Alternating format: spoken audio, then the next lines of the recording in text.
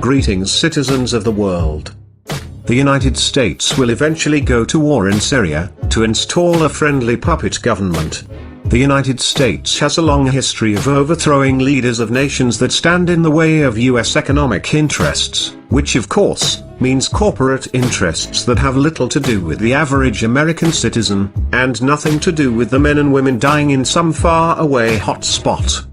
US leadership reacts with feigned horror at the news that ISIS militants have murdered a pair of journalists. It is a false indignation. If the US cared about journalistic freedoms, it would not have ranked 46th in press freedom. It certainly would not have given $1 billion to Azerbaijan, a nation that routinely makes journalists simply disappear.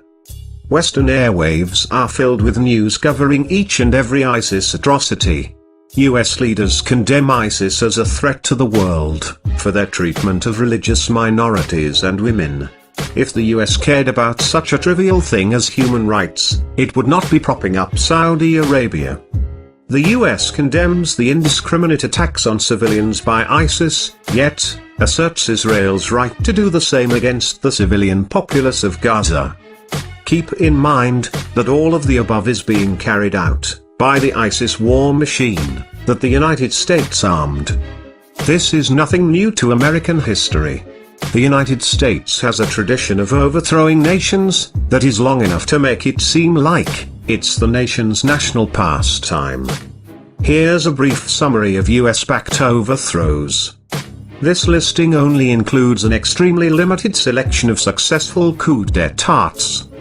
1953. Iran. The US along with the United Kingdom overthrew the elected leadership of the country and installed a puppet king. Motive. The elected government wanted to audit Anglo-Iranian oil company. That company is known as BP today. They also planned on nationalizing Iranian oil supplies. 1954. Guatemala. After a US-backed dictator, who granted US companies massive land holdings, was deposed from within, the US overthrew the new democratically elected president, and installed a series of puppet dictators, triggering a 30-year-long civil war. Motive. Combating communism in the Western Hemisphere, and the loss of land held by United Fruit Company. That company is known today as Chiquita. 1960. Congo.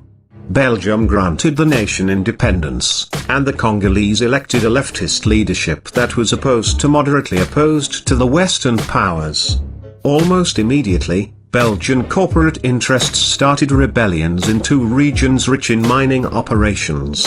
The United States stepped in and plotted the assassination of the elected leadership, though this never came to pass.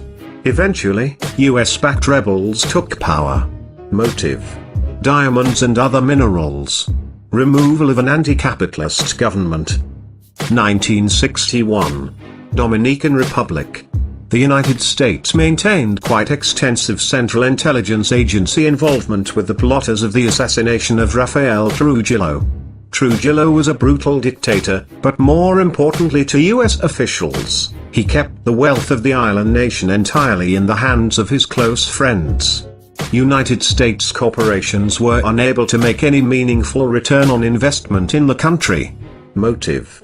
Removal of an obstacle to US corporate investment. 1970. Chile. The United States backed the overthrow of the democratically elected government even though the State Department identified no vital national interests within Chile. However, several US corporations maintained mining operations in the Andes that were threatened by the popularity of the Chilean government's leftist policies. Motive.